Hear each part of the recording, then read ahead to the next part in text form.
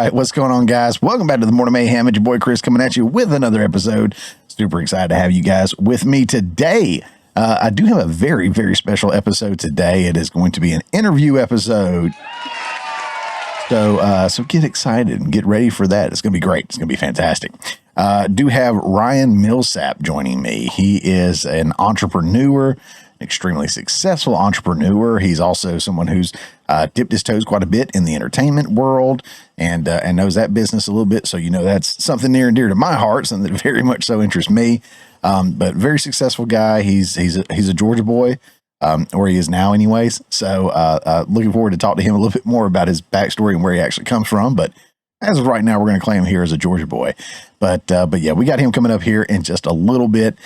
Before we get started on the show, I do want to say, obviously, thank you guys for tuning in. If this is your first time, welcome to the show. Don't always do interview shows, and sometimes interviews are just individual little bitty segments. But whole show's going to be an interview with Mr. Millsap. So excited about that. And if you are returning, thanks for coming back, hanging out. If you subbed, thank you again. I'm just so blessed to have you here and very, very grateful for that. But before we get into having Mr. Millsap on, do want to remind you guys of Saturday Night Off the Rails. We always have a great show over there on Third Railify's channel. You will, of course, see it scroll by here in a little bit if it hadn't already. Link will be in the show notes below, and check us out. We have a great time. 10 p.m. Eastern time over on Third Railify's channel on Rumble. And then tonight, actually, if you're watching this on Friday, that is. So Friday night, 9 p.m. Eastern time. 9 p.m. Eastern time, we're going to have the 1-year anniversary show for a good friend and someone else who we've had on as an interview, Robert Herr from the Washcast. We're going to have the 1-year anniversary of his show, the Washcast, celebrating that tonight. That is 9 p.m. Eastern time tonight over on his channel, the Washcast. I believe I already have the link, so I will, I'll have those down in the show notes below, so you guys can go check those out. But super excited to be on with him, and of course it's going to be myself, him, and Sean from Third Railify. And I don't know if anybody else is going to be on there or not, but it's definitely going to be the three amigos. So looking forward to that. Love those guys to pieces. Just a great bunch of folks. But yeah, I think that's about it. So no clip of the week this week, guys. Don't want to dawdle and waste a lot of time here. Want to kind of go ahead and get into the interview. Am planning on talking to, again, Ryan Millsap for a little bit here and cover all kinds of topics. I really feel like we can talk for a while based off of all the information I know on him, but I will be respectful of his time and hope you guys enjoy it. And if you do, make sure to leave a like, comment, all that stuff down in down here, wherever, down there somewhere, and check him out because I know he's got a few things going on, and one of them is a podcast. I know he's got an audio podcast. I'm assuming he's still doing that, but I know he's got a video podcast now he's launched, and I just recently found that myself. So I will link to that in the show notes below. Go check him out and support him there, and give him a follow on X. I'll have the link to his X down below. He's a good follow. Seems like a really good guy, and I can't wait to get to know him. So without any further ado, folks, welcome to the show, Ryan Millsap.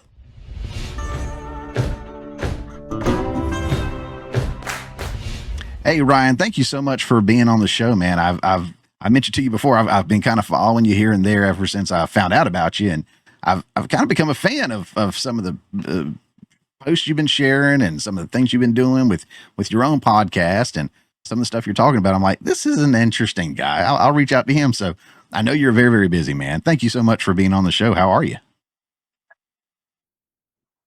It's my pleasure to be here, and I'm doing great. Great.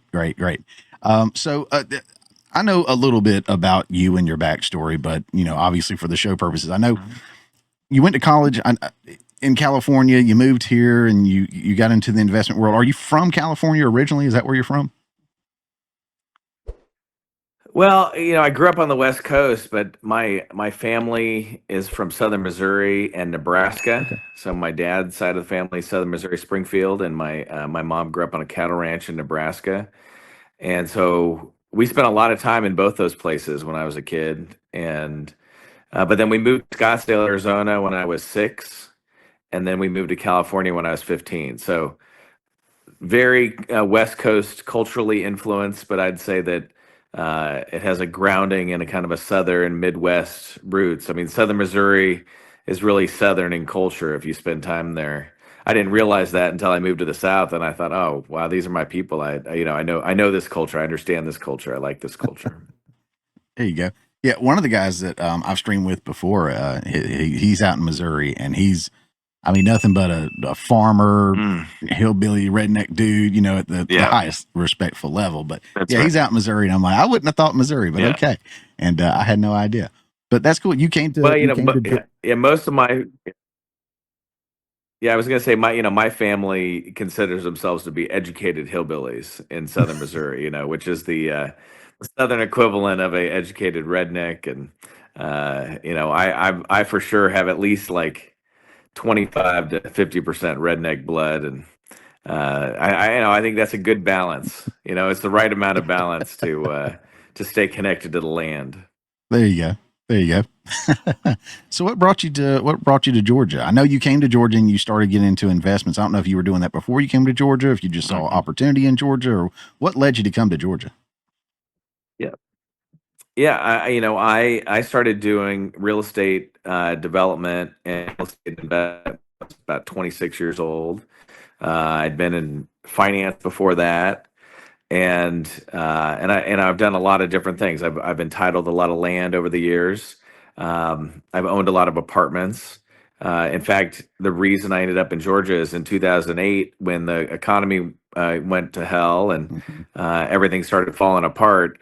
Then in 2010, 11, 12, 13, I bought 8,000 apartments with investment money. Wasn't all my own money, and we bought those apartments in the South. There's about 35 deals and 35 different communities, and about half of those were in Atlanta, and then the other ones were in other southern cities like Chattanooga, Nashville, Savannah, Tuscaloosa. Um, and so by the end of 2013, I had all these units in the South, and I was spending about 3 weeks out of the month in Georgia and the surrounding states. And so 2014, I moved here and just put down roots and made it my home. And I absolutely love it. It's a better pace of life than California in many ways. It certainly is better politics in my opinion, because as you know, I'm a super rights of the individual first. I want Yep. individual liberty above all things, which is what I think our forefathers wanted. And that means I'm not opposed to most things that people can choose to do as long as they're free to choose what they want. And I don't like things that are compulsory for Americans. And I think that's anti American. And I think the South is much more in line with a lot of those principles culturally. The things we all have to deal with politically are different than the things that we have to deal with culturally where we live. And certainly, I live out in the country in Social Circle, Georgia, which is about 45 minutes outside of town, outside of Atlanta. And I promise you, in Social Circle, people want to be left alone and they want to do what they want, and they don't want other people coming in and advising them about how their lives should be. I hear you. Social Circle, I think y'all have a Freshway market there. I know that's random, but We do. I recently started Yeah. going to Freshway in Byron, that's not too far from me, and I pulled up other places where they have them, and I saw Social Hmm. Circle had one. I was like, I love this place. It's like Yeah. better Yeah. prices than Yeah. Kroger and better quality meats Yeah. than the butcher shop. So, plug for them, I guess. But Yeah. I've really been enjoying buying meats from those Hmm. guys. Random, sorry. Um, so, No. so part of one of your investments, one of your I don't know if it's been your biggest, but obviously the film studios, Black Hall, up in Yeah. I guess it Yeah. was in Atlanta. Everything up there is Atlanta to me, even if it's like It's, Johns Creek or this or that or whatever. It's all Atlanta to me. So I know that was a big one, and it you know did you see the writing on the wall that Georgia was going to be the next mecca, so to speak, of the film industry, and just go ahead and just dive on in. Yeah, well, I mean, obviously, you don't know what the future looks like. Whenever you're doing any venture, it's hope and vision. So, Sure. but that can go poorly. Um, And in any entrepreneurial venture, there's going to be problems, and you're going to have problem people and problem issues. You know, whether it's economic issues or capital issues or whatever.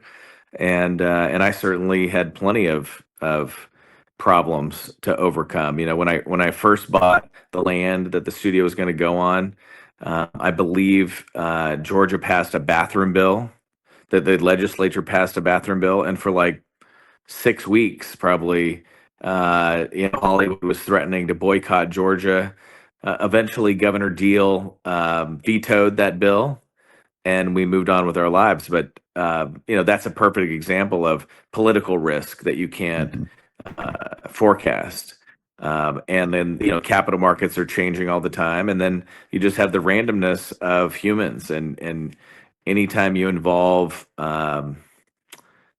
teams of humans, then it's gonna be hard to not end up with some bad people. And I've certainly experienced that for sure. Oh, for sure. Absolutely. So Um, yeah, so when 2014 was the year I moved out here. That was the same year Dan Cathy opened Pinewood, and I kind of watched that with intrigue. I'd been involved in a project in LA back in 2012 where we had bought a warehouse that we were going to convert to creative office space. It was uh, like two doors down from Funny or Die, which is Will Ferrell's office, and we were going to take this warehouse and turn it into space that looks a lot like Will Ferrell's office. And then we were hoping to lease it to a production company. But after we bought that warehouse, Live Nation came to us and said, if you turn that warehouse into a soundstage, we'll lease it for 10 years. And I said, that sounds like a pretty interesting deal, but what is a soundstage? and they said, well, a soundstage is a soundproof box. And I said, well, why would you need a soundproof box? And they said, well, we have musical acts from all over the world that come to LA to prepare for their world tours. And they need a place to turn up the volume and not disturb their neighbors. And they don't want to hear anything that's going on outside. And so we said, do you know how to build one of these? And they said, yeah. And so we just came up with a deal, and we ended up building it together. And then Live Nation then leased it for 10 years. And then later we sold it. But that was my first experience with soundproof boxes being specialty real estate that the entertainment.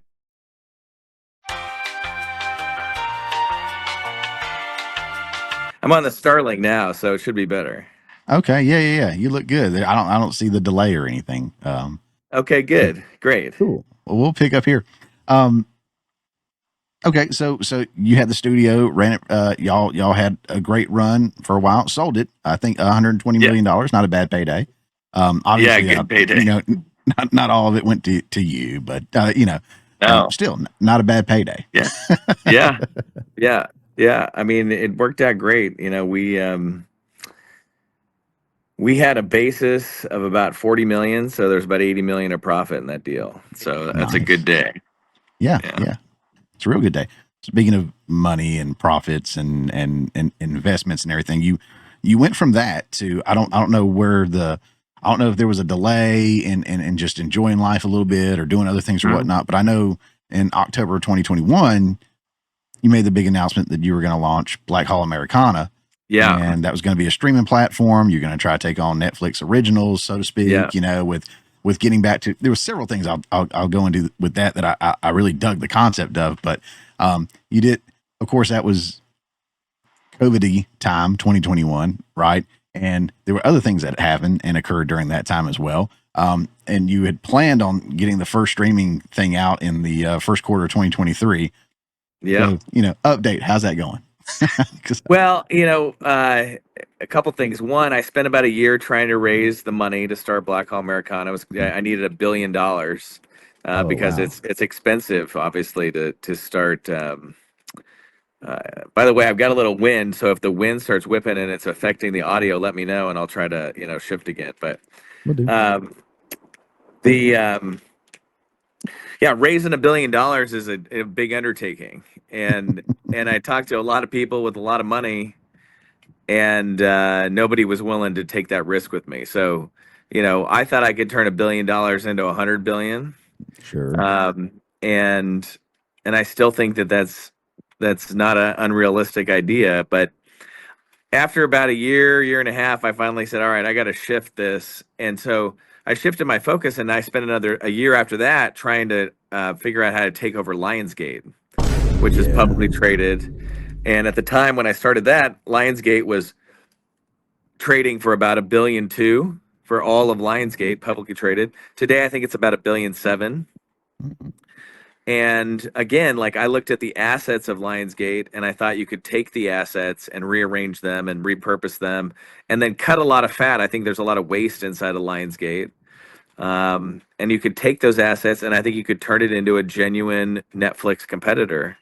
And again, I thought you could take something that was worth a billion two, billion five, billion seven, whatever it's worth today, and turn it into about $100 billion Netflix competitor. Um, Similar there, I did have a lot more success finding money that wanted to participate, but it was kind of in stages. Mhm. And so the first stage I needed was I really needed about 100 million to buy Lionsgate stock and be able to then have a seat at the table to try to adjust the way that company is run. Right. And that was the first 100 million was the hardest. The rest of it, they said, hey, if you get 100 million and if you get in there and you get the board to agree to do this, then we'll give you the other 750 million or whatever, we ended up.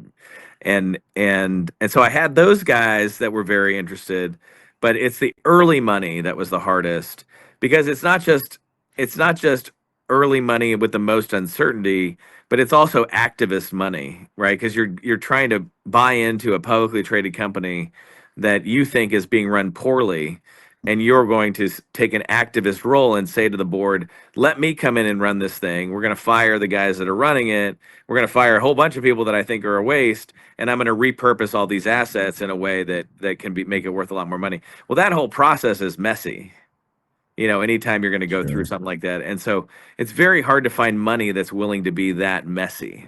Mhm. Uh, most of the time, money wants to invest in things that are already baked, like where you say, I've been baking cookies, and now a lot more people want to buy my cookies, and so now I need a lot more money to make a lot more cookies. Sure. And they say, all right, here's money, let's go make more cookies.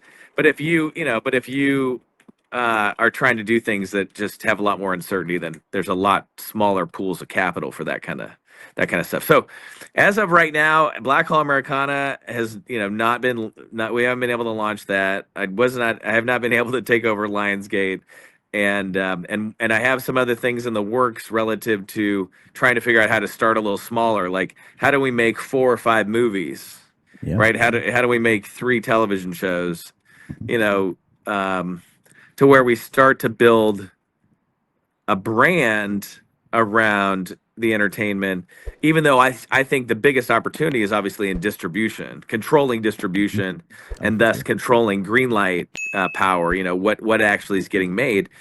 I think the biggest opportunity in Hollywood is really around that curation of what is being made, because I think today there's massive amounts of money being wasted. Hollywood spent, I think, about 120 billion making content last year, and I'll tell you what, like, I can't see 120 billion dollars worth of value out there in the entertainment pipeline, and so.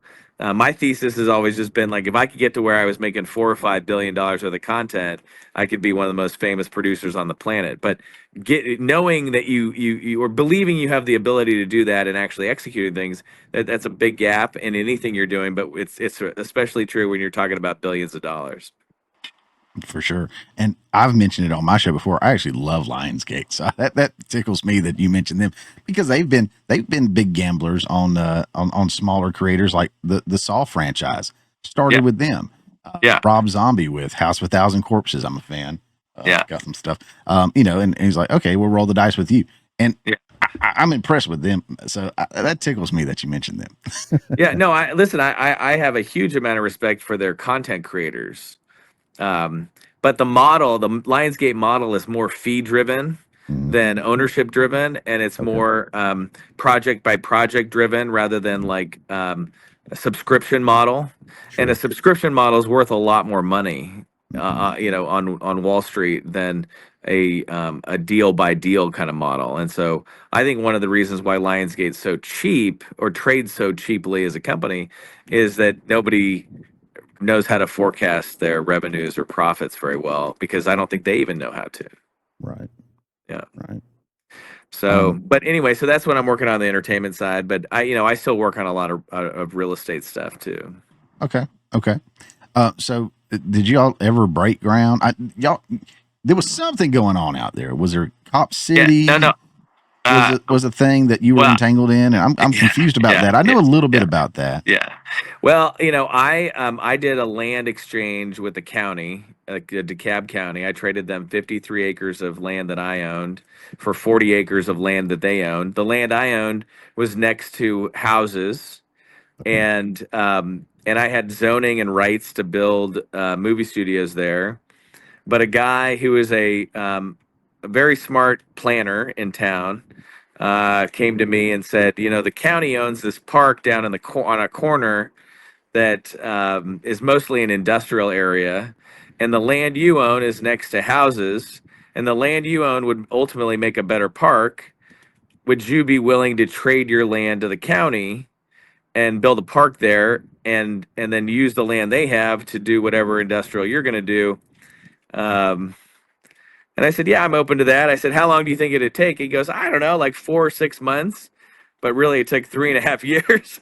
And so Man. it was a long process. And I just hung in there because I truly believe that the land uses are better with the exchange. But then after we got the land exchange done, and so now I own the 40 acres, Okay. and DeKalb County owns the 53 acres. Then Antifa, which is a loose affiliation of a bunch of people that call themselves anti-fascists, but Right. really they're just terrorists, national terrorists. Absolutely.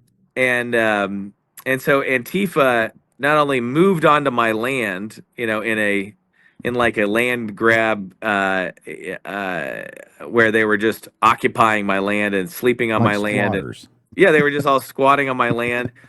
And DeKalb County was not willing to remove them, which was really problematic, because they just, DeKalb County didn't want the hassle of, or maybe the attention The of drama. Yeah. the drama, and it would be violent. These are violent people. I've got videos of them throwing rocks at us and throwing bottles at us and wearing masks and trying to be intimidating. And so enforcing laws is a messy business sometimes when you're dealing with people that do illegal things. But that is the role of law enforcement, right? That is the role of the police. And so it's difficult when the police don't want to or aren't empowered by their leadership to do the messy things. It makes for anarchy. Yep. But then, more worse even than them occupying my property is that they started a lawsuit, like a lawfare lawsuit, claiming that my land exchange with the county was illegal. And so Okay. they've actually held me up from development down there for over 4 years now. They have effectively polluted my title and made it impossible to do anything with that land, because they claim that the land exchange was illegal, which then makes the land title impossible to finance, impossible to sell. Um, and even though their claims are completely baseless, and they've lost at the local court level, they lost at the appeals court level, they're getting ready to lose at the Supreme Court level, but none of this has anything to do with actual truth or justice Right. or laws. It's all just abusing the legal system as a weapon against, in this case, developers, capitalists, anybody that they deem to be not in line with their philosophies, which are very socialist, bordering around the line, maybe even communist. And they certainly have no regard for laws when it comes to what activities they undertake. They don't have any care about truth or justice when it comes to using the legal system. But then, that's the difficulty, is that when you're a law-abiding citizen and you're not willing to abuse the systems, but then other people are willing to abuse the systems, and there aren't ways to curtail the abuse of the system, then you find out that the systems aren't really made to know how to deal with evil, demented, un-American, anti private property, anti libertarian, anti capitalist people. It's just not what the systems were made for. So I've been dealing with that, and but I'm hoping that gets resolved, and that something can actually be developed on that land before too long. But that's been a long road. But I think the one that you might be referring to is the 1,500 acres maybe that I owned out in Covington, which I Okay, bought. yeah, Yeah, Covington, yeah, yes. yeah, which I bought, and which we announced that uh, we hope to build a movie studio out there. Well, the guys that I sold Black Hall to sued me over that, and basically put the kibosh on uh, any opportunity to build. And really they had a huge negative impact on Black Hall Americana too, just because they were suing me, claiming that I was going to compete with them, even It's though almost like a non-compete kind of thing. that's what they're claiming. But Huh. obviously, like, um, building a movie studio for your own use uh, is a different question, Mhm. and obviously, if anything had to do with the non-compete, then I would try to work that out with them. But they were just not friendly and had no interest in trying to play along, no interest in trying to participate. And so basically the whole thing got shut down because of the non-compete. So do you still own that land? Or are you still hoping to do something on there at some No, point? I Or is ended it up selling. I ended up selling that land just because okay, it was more of a nuisance than sure. than otherwise. That again, that's the difficulty. Like if you're a creative, entrepreneurial, Hmm. big picture, like want to make stuff happen kind of person, and then you run into dealing with people that are just not that way, and they're like, they're super litigious, and Hmm. they love to bully people using the courts. Then there's just the court system's not made for that either, right? Yeah. It's not common sense. It's not reasonableness. It really has to do with, who's willing to spend more money, who has Yep. the more crafty attorneys, who knows the judges, what kind of judges where they're filing the lawsuits, what kind of jurisdictions they're filing in, and just like all of this political nonsense that honestly, like I want nothing to do with. Like that is Yeah. not what life's about to me. And um, if I could opt out of the entire legal system at this point, seeing all the negative things I've seen in my life, I believe that I would be better off as a human being just living by the law of the jungle and not having both not being able to sue people and not being able to be sued. Yeah. Frankly, I'd opt out of. I'd probably, I again, like I'd rather live in the law of the jungle where I had to protect my own and build my own tribes and build our own protection than be dependent on systems that aren't willing to enforce laws and don't know how to deal with evil, malicious people. It's funny you mentioned that, and I'll move on kind of to where that was leading. Antifa and all these other groups are fighting to basically not live that way, to not have to live, in the wild and start their own business. I mean, we've created a society that you have business owners, you have employees, people do all the hard work to create the business, and then you can go work for them. You don't have to start from the ground up. It's the commonplace to understand that and to know that and to live that now, but that's not the way it used to be. So, this capitalistic society and the way that we've structured our business structures is ideal for people to not have to do those kind of things. We can work together instead of be, different, blacksmiths in the same town and this and that, like back in the day. And they're fighting against that with being angry at folks like you that are successful. The left in general seems to have a big problem with successful people. And we see, again, Tesla, Elon Musk right now, I mean, damaging the vehicles, damaging the car lots, damaging private vehicles from people that are probably in an alliance with them, Yeah. politically and whatnot. And it's Mhm. just, it's so sad to see that happening, but it's almost like they don't care because, hey, they have insurance, just like the Summer of Love. These businesses have insurance, or they've got insurance, or Elon deserves it because he's so rich and he's got all this. Like nothing clicks for them. Everything Hmm. everything feels so inauthentic to them that they think everyone else is just given this stuff and they have to work, and it's not fair. They want to just sit at a computer and let money come out of the Hmm. old DVD tray if computers have those anymore. But Yeah. and they just want to sit there and let it fly out of there, and it doesn't work Yeah. that way. And they're fighting the Not system. unless But you're an OnlyFans model. It seems like those they can do a lot on a computer. And there it's you like an go. ATM machine for those girls. Yeah, yeah, and I don't have the feed or anything for that, so Yeah. whatever. Um, but I saw a lot of that happen. I remember, like I mentioned, Cop City because I remembered a little bit of that. I remember, if I'm not mistaken, some Yeah. you had some personal stuff destroyed, damage there Yeah. too, I did. Yeah. and it's Yeah. just across the board. We're seeing that everywhere. Um, and look, I think something that's really cool on our side, and a lot of the other guys that I stream with, we're all really big on this. Hey, look, I like Trump. I like the conservative side of things. I don't necessarily agree with all the Republicans. I don't Hmm. necessarily agree with Trump all the time. Yeah. And Agreed. and Yeah. if he does something wrong, I'll call him out. Hey, January 6th, we can all say, look, there's that one time that the Yeah. right seemed to kind of get out of hand. I Yeah. talked to we had Jake Chansley, the QAnon shaman. We had Yeah. him on the stream that I'm on Saturday nights. We had him on a few weeks ago. Shout Yeah. out Third Railify, and we had him on, and like he was saying, a lot of it wasn't violence. Some of it Yeah. was, but with the blanket pardon kind of thing, some of the people that got pardoned probably shouldn't have been pardoned, and I'm okay with calling that out. Yeah. But you don't see that on the other side. It's like Yeah. politicians and celebrities and everybody are pretty much behind everything that's going on. Like, hey, stay in their faces, Yeah. approach them in restaurants. You know, Yeah.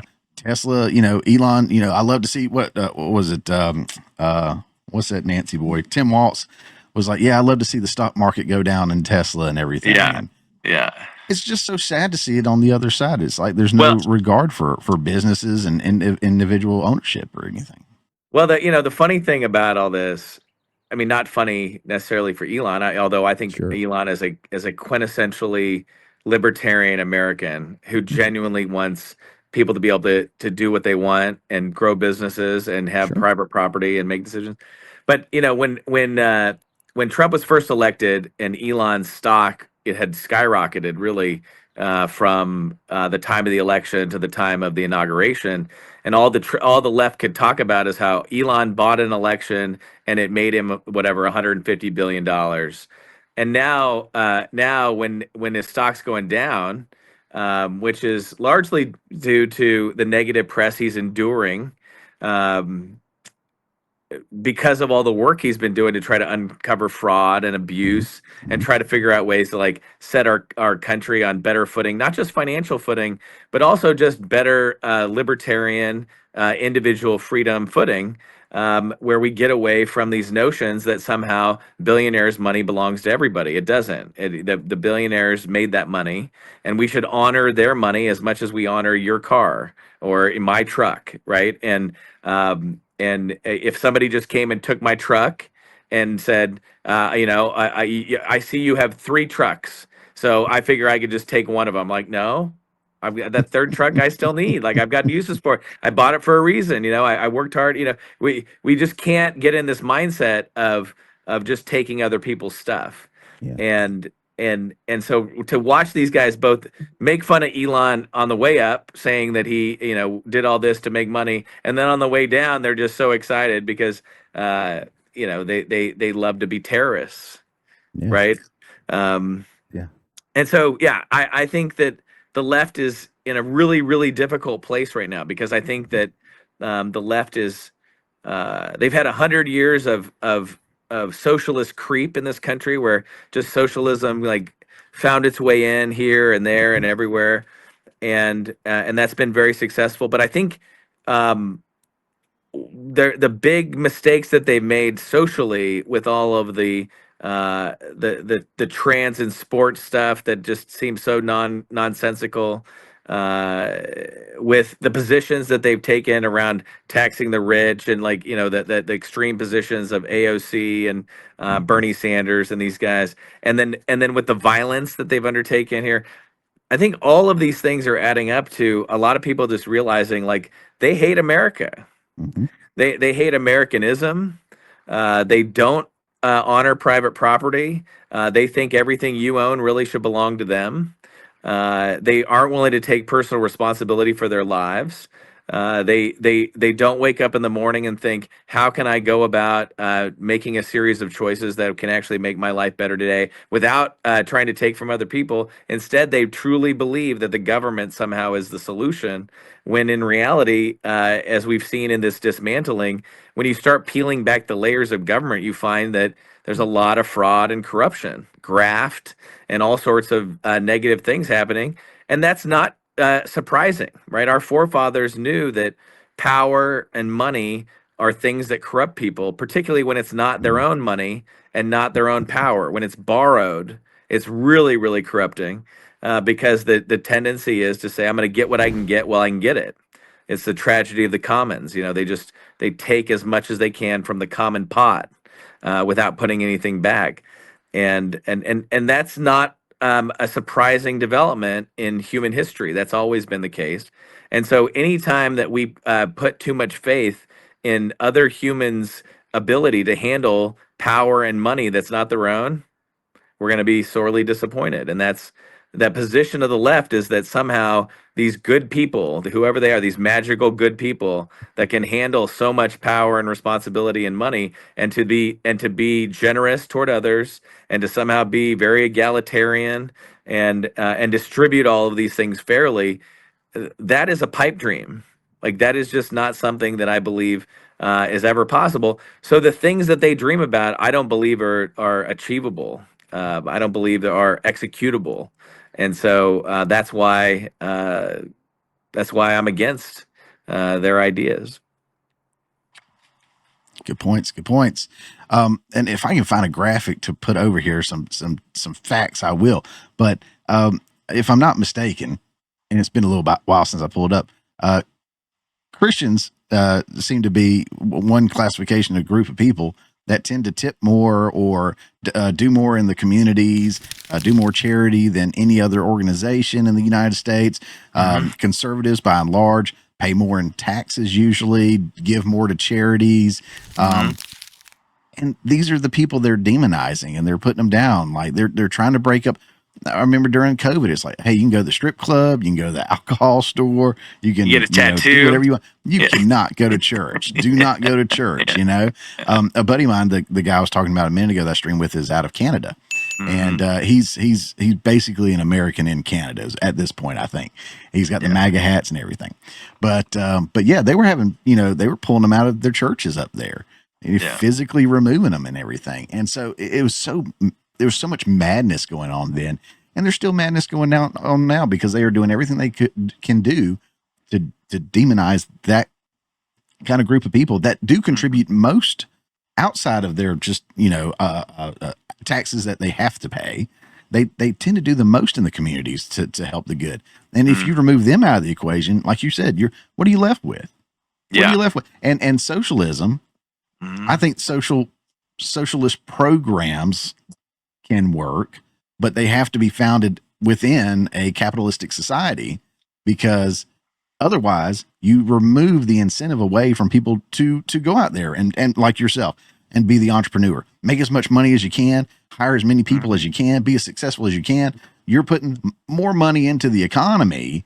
But if they're like, okay, well, here's your limit, and then you can get this, and it's like, okay, well, then I'm not going to try so hard anymore, and that removes it, and that's socialism. You take that gusto out of everybody, and it no longer has anything to pull from. So the millionaires and the billionaires that they hate so much, they have to have them to feed off of in a socialist environment. So it's like damned if you do, damned if you don't, kind of thing, Well, I've always thought of socialism as capitalism for the parasitical class. Ooh. So they know where the money is, right? And they want to go get it.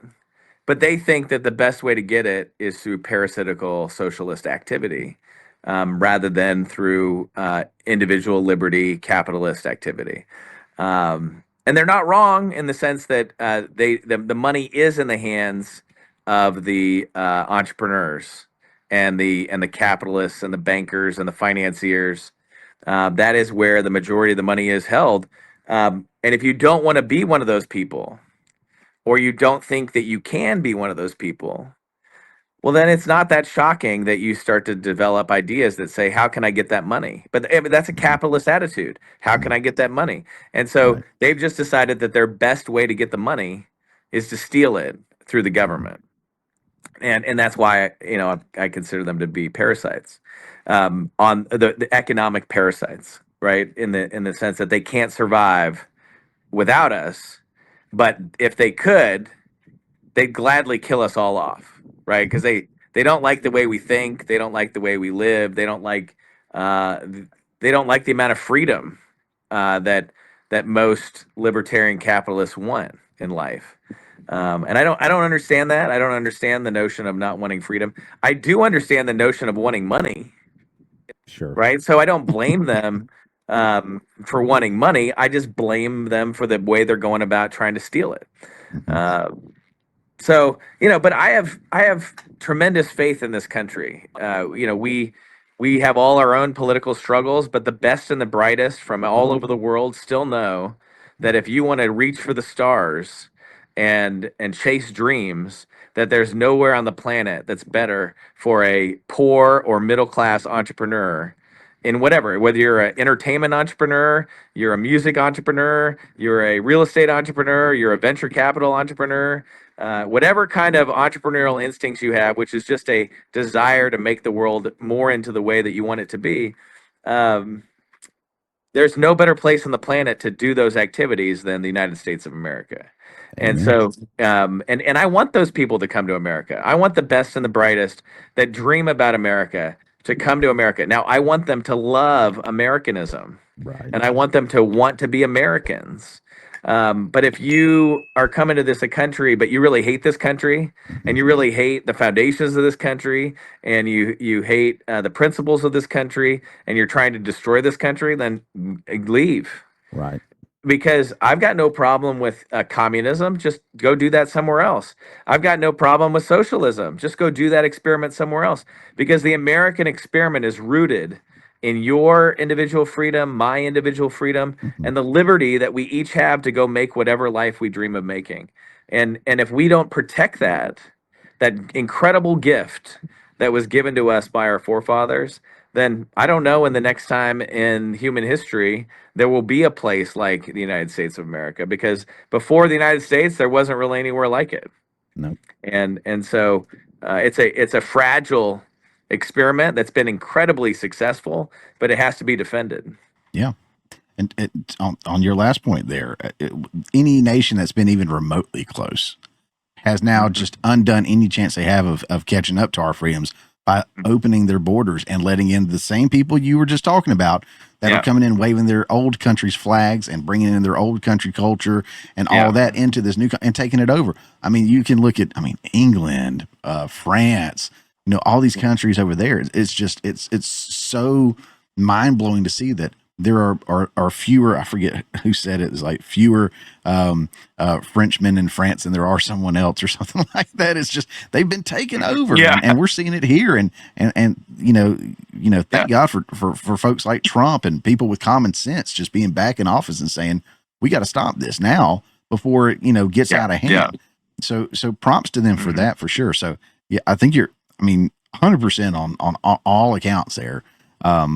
And there will never be another America, I don't think. And like you said, if we don't stop it now, there won't be one much longer. Yeah. Um, Well, and the difficulty is that 50 years ago, nobody thought the Democrats were anti-American, right. right? And the Democrats didn't think the Republicans were anti-American. And everybody generally loved America. They just had some, slightly differing views. I mean, obviously, Hmm. socialism is a slippery slope. Hmm. So you got to, you start going down that road, and you're like, well, we're just doing this, and we're just gonna do that. It's a good thing, for everybody. And then suddenly you end up with programs that are unfundable, right? And people not taking responsibility for their own lives, etc. But 50 years ago, everybody believed that all the politicians in Hollywood, not Hollywood, all the politicians in Washington D.C. actually loved America, Right. whichever side of the aisle they were on. And right now, I just don't know if that's true. Like, I think that a lot of the extreme leftist Democrats want to remake America into something that it's not. and they don't love American values, and they don't love American foundations, and they really would rip everything down and rebuild something that looked more like Europe. Yeah. And that is very disconcerting to me. And I think it's disconcerting to a lot of people. I mean, obviously, 77 million people found it disconcerting enough to give the reins to Donald Trump, who, may end up being one of the greatest presidents we've ever had, but he's not like the easiest guy. Like, he's a hard ass, and he can be really, really friendly to his friends and really, really mean to his enemies. And while we might not like his means all the time, or we might not like his demeanor all the time, uh, he may be one of the only people who could take on this level of entrenched bureaucracy, this level of entrenched bad ideas, and be enough of a bully back to make a difference. And ideally, in these 4 years, he set socialism back at least 50 years. If he does it really, really well, he'll set it back 100 years, and we'd end up on the other side of this with no IRS and no Federal Reserve, right? Which is the way it was 110 years ago, right? There was a long, long time where Americans were only taxed in discretionary ways. Like, you might get taxed, you might get there might be sales tax, but you know what? You don't have to buy anything if you don't want. You can go grow your own crops. You don't have to go to the grocery store. Right. All right, that's right. right. So now you have a choice about where you're paying taxes. I don't care about luxury taxes. If you want to put a 25% tax on a I was Ferrari, just about to talk about luxury taxes. Yeah. right? Yeah. I mean, I don't care about that, like, because you know what people who want Ferraris will do? They'll pay the luxury tax because it doesn't really matter, right? But it's still their discretion. They don't have to buy that Ferrari, right? But when you start getting into non-discretionary taxation, it feels like theft to me. Yep. So I would love to see the non-discretionary taxation stripped away. Agreed. And I hope we're working on that. And I hope whoever comes in after Trump, be it Vance or somebody else, they keep that ball rolling, because I mean, he's not, in 4 years, it's not going to be enough time. It's going to be enough to get everything going, and we're going to make a little dent, but we've got to keep this thing going. And I think enough people, voters, have seen the folly of their ways, so to speak, and their alignments and mistrust. And well, in both the politicians, mainstream media, we saw this past time. You had all the mainstream media out there, knocking Trump, covering for the left, especially covering for Biden. No, he's cognitively perfectly fine. Everything's great. Look it up. Look over here. Look over here. And, you had all the celebrities coming out for Biden, all the celebrities coming out for Kamala. So you see that Hollywood's losing this grip, that they used to have on influence. The mainstream media is losing their grip. Elon said that we're the media. And like I've, kind of explained to you, I go over news and political news, entertainment news, and everything. And the people that I work with, I mean, people will tune into us before they'll tune into a CNN or an MSNBC to get information. Every time I cover something, I cite my sources in my show notes, so anybody can go behind me and check. That's to me, that transparency is there, because if I get it wrong, I get it wrong. But mainstream media doesn't do that. But we saw that they've lost the grip. The politicians are losing it. Hollywood's losing it, and people are starting to wake up to see, man, I hate paying all this money for my, my $1 bills getting taxed. How many different times, and my life was so much better under this other president. And hopefully, again, that continues on. But I'm going to start bringing the train into the station, because I want to respect your time, sir. And bring it back around again to something that you and I both share the passion of, and that is the entertainment industry. But we talked about the culture and the politics and everything that's being pushed by the left.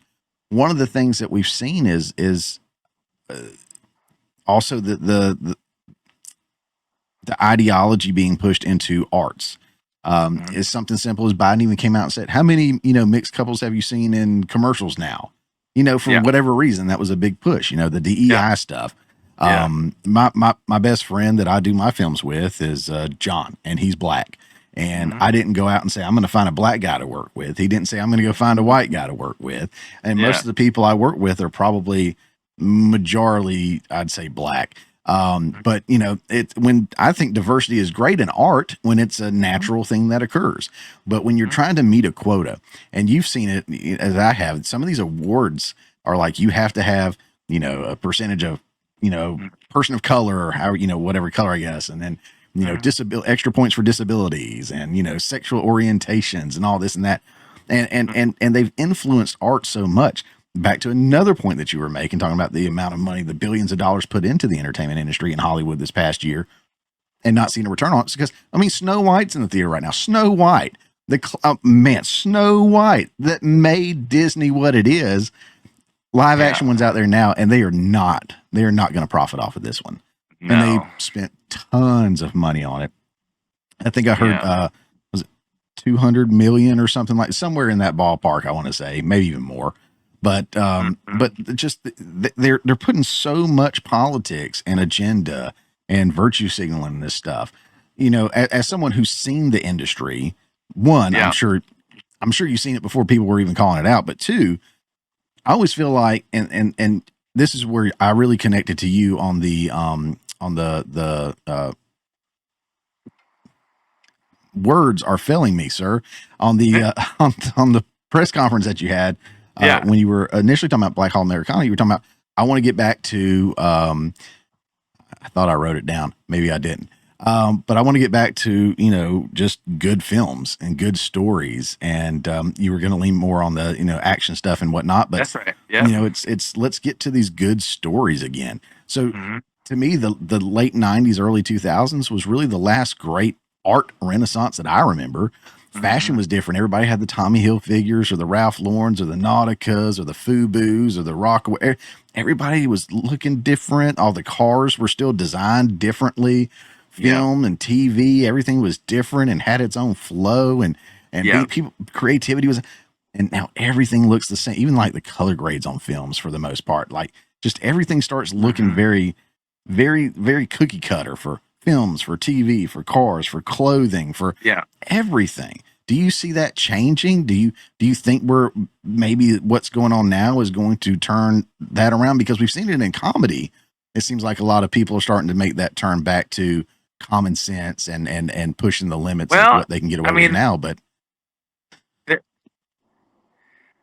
mean, I guess the good news is the word retarded is returned to our vocabulary, right? And so, you know, that may be like a positive sign for moving back toward like some common sense. You know, growing up, I'm 50 years old. I was born in 1974. I just turned 50 back in December, and I think that generation, you know, the 50-year-old kids today, when we look back at our youth, they did a great job of convincing us that there was no race and that color was, you know, meaningless, and that frankly, like girls and boys should be treated the same, right? You know, and maybe to a fault, right? They told us that boys and girls should be treated the same, and so maybe the girls got tougher on some level. I don't know, but when I look back, like, you know, I had friends and acquaintances of all races, and everybody was close enough that they could criticize each other, make fun of each other, and it wasn't like an attack on their person to have cultural differences, right? When you know, I've been accused of being racist, I've been accused of being anti-Semitic. Neither of those things are true. I'm not a racist. I'm not an anti-Semite.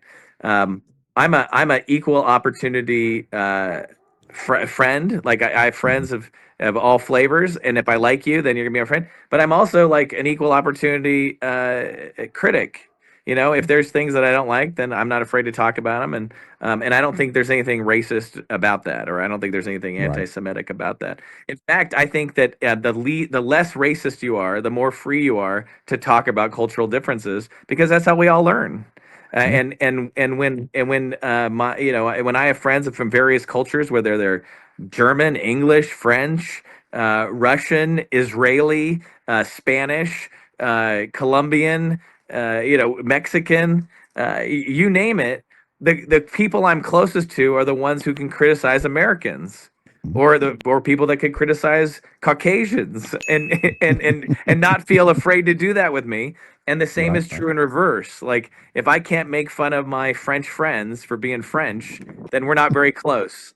And if I can't criticize Frenchness and what being French is like for an American to experience, then we're not very close. And so the more that we can have open conversations about the good, bad, and the ugly that we think about other cultures, and that we can accept the same from other cultures, then the more all of our cultures can get better.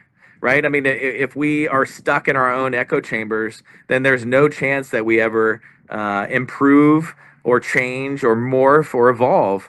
And so it's sad for me to look back at my childhood, my youth, and how free and easy we were about everything, and to see today like how much fear and trembling like my children have around questions of race or politics or religion, and really like a lot of trepidation of even discussing any of those things for fear that a tripwire might be tripped, and that you get thrown into the racist or anti-Semite box and somehow thrown in the waste bin. And I think that's just absolutely wrong on every level. So I do think that Trump being elected was a signal that the American public were tired of a lot of like wokeness, obviously, tired of a lot of DEI programs that they felt like were just unfair. Right. I mean, we should be setting standards and allowing anybody to reach for those standards in jobs that are just standards driven.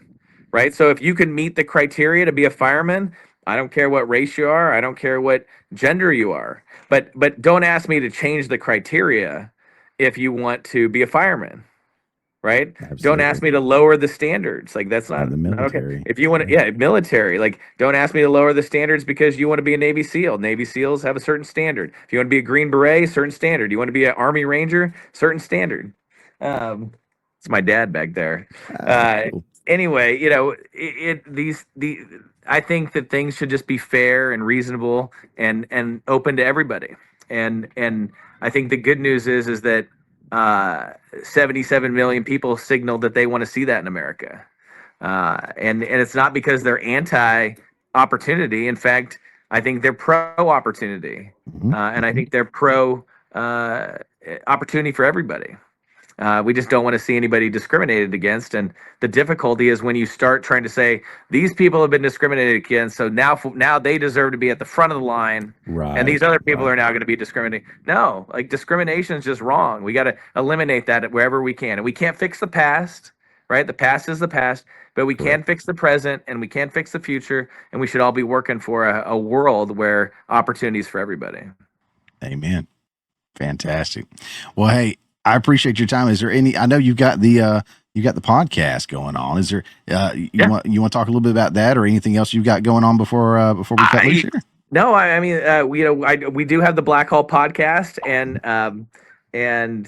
I love doing it. It's something that is an incredibly fun journey for me. I love getting to know new people and hearing about their lives and getting to ask them questions, just like you're doing here, And so go take a listen to the Black Hole podcast.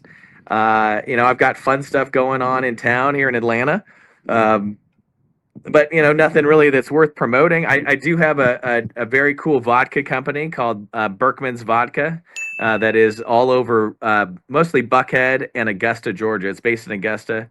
It's named after a guy named P.J. Berkmans, who was a very famous Georgian in the 1850s. So check that out if you want. You can find that at most of the fine establishments in There's my son too. They're coming out. Grandpa, and grandson coming out for a little ball. Come on, buddy. Nice. Anyway, well, I'll jump. I'll get out of your hair, but thanks for having me on the show, and really appreciate you reaching out. Yeah, brother. Appreciate your time.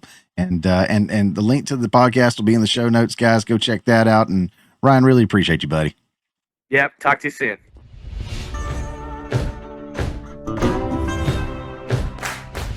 All right, guys. Thank you so much for tuning in. I really appreciate that. Again, big shout out to Mr. Millsap for tuning in, hanging out with us. being a part of the show. What an absolute privilege it was to speak to, someone with that intellect, someone with that drive and that work ethic and that mindset, that entrepreneur mindset. Again, it's something I think we are lacking nowadays, and we are not teaching kids to have that mindset. So love hearing that, love teaching that to my child, and I hope this is something we're continuing to teach generations to come, to have that drive, motivation, that mindset, and think of things from a business owner or entrepreneurial perspective instead of just an employee and working for somebody else. So hope you guys got something out of it. I know I did. Really enjoyed talking with him. And guys, again, links to his socials will be down in the show notes below, at least his X and his podcast. Like I said, I think he does the audio one still. I know he does the video one now. So those will be linked down in the show notes below. Go check him out. And don't forget to like, share, follow, subscribe, all that good stuff, depending on whatever platform you're on here. And check me out tonight, Friday night, 9 p.m. Eastern time over on the Washcast for the 1-year anniversary show. Super jacked about that. And of course, Saturday night over on Third Railify's Off the Rails. Guys, appreciate all of you for tuning in, and we will see you on the next one. Now, I'm not being homophobic, because I hear that all the time. Dave, you talk about being gay, so you probably are gay. You probably want to have sex with another man. And I say, listen, voice in my head, I do not.